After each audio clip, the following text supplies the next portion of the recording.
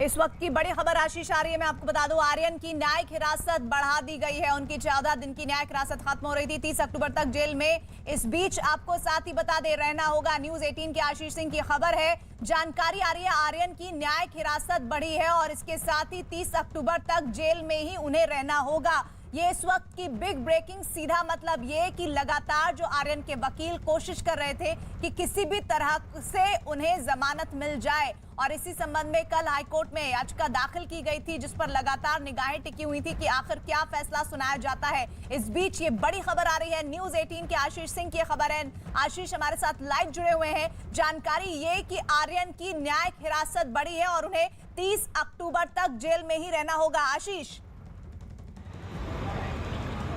जी बिल्कुल, ये 30 अक्टूबर तक जो है न्यायिक हिरासत बढ़ा दी गई है। सबसे अहम बात यह है कि 14 दिन की जो जुडिशियल कस्टडी हुई थी, वो 14 दिन की जुडिशियल कस्टडी आज खत्म हो रही थी। ऐसे में जो आर्यन खान की बेल जो है वो कहीं ना कहीं सेशन कोर्ट से रिजेक्ट हो गई थी। हाई कोर्ट में अपील की गई है, लेकिन हाई कोर्ट में अभी इस मामले की सुनवाई अगले हफ्ते होनी है। ऐसे में जो जुडिशियल कस्टडी है वो जो है वो बढ़ाई जा सकती है और इस दौरान आरोपी को जेल में ही रहना पड़ेगा।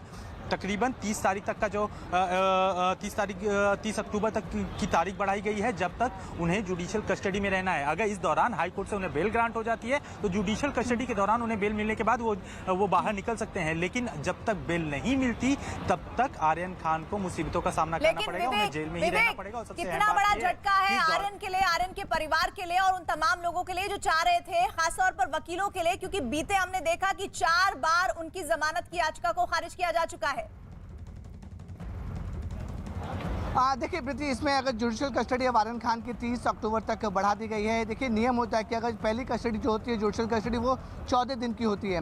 अगर उनका बेल नहीं मिलता है या फिर कोई बेल अप्लाई नहीं करता है या आरोपी की बेल नहीं मिल पाती तो ऑटोमेटिक उसकी जुडिशियल कस्टडी और ज़्यादा बढ़ जाती है। जिस तरीके से कोविड का प्रोटोकॉल था, उसके तहत आज आर्यन खान को कोर्ट में पेश नहीं किया गया। वीडियो कॉन्फ्रेंसिंग के जरिए ये पूरी जरह हुई है और एक बार फिर से आर्यन खान को 30 अक्टूबर तक जेसी यानी जुडिशियल कस्टडी में भेज दिया गया है। जुडिशियल कस्टडी भेजने के बाद ही कोई आरोपी बेल को मूव कर सकता है। यही वजह है कि अब पहले से उनकी bail application Bombay high court में चल रही है और आने वाली 26 तारीख यानी 26 अक्टूबर को इसके ऊपर हियरिंग भी है। तो आर्यन खान के जो बैटरीज ऑफ लॉयर है, अमित देसाई, सतीश महाशिंदे, जो बड़े बड़े वकील है, वो अपनी पूरी कोशिश करेंगे कि 26 तारीख को बॉम्बे हाई कोर्ट में जरह की जाए, आर्गूमेंट की जाए और पूरी कोशिश की जाएगी कि 26 तारीख को ही बॉम्बे हाई कोर्ट इस पूरे मामले में ऑर्डर दे दे। ये पूरी कोशिश रहेगी आर्यन खान के वकील की तरफ से। लेकिन नारकोटिक कंट्रोल ब्यूरो के जो वकील है वो अपनी पूरी कोशिश करेंगे कि आर्यन खान को बेल ना मिले, क्योंकि जिस तरीके से एनडीपीएस स्पेशल कोर्ट में नारकोटिक कंट्रोल ब्यूरो के वकीलों ने साफ तौर पे कहा था कि आर्यन खान अगर दूसरे आरोपी को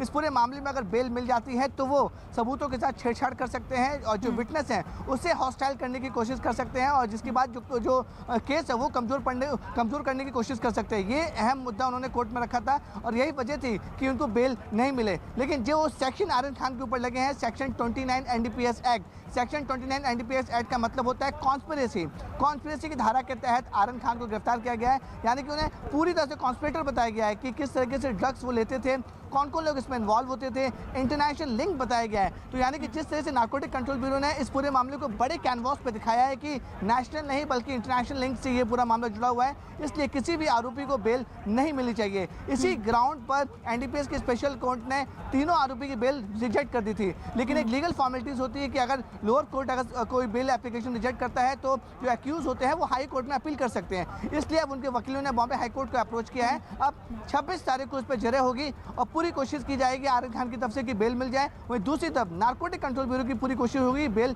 ना मिले।